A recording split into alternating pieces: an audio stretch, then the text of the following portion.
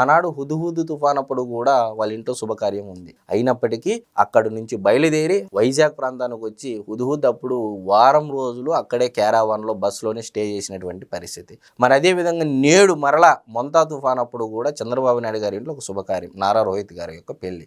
అయినప్పటికీ మళ్ళీ ఆర్టీజీఎస్లో కూర్చొని సమీక్ష చేసిన తర్వాత అంత పరిస్థితులు చక్కదిద్దిన తర్వాత వెంబడే మళ్ళా ఏరియల్ సర్వే కోసము ఆయన హెలికాప్టర్లో బయలుదేరి ఎంత నష్టం వచ్చిందని చెప్పేసి ఒక ప్రాథమిక అంచనా వేసి కేంద్రానికి కూడా పంపించడం జరిగింది నివేదిక.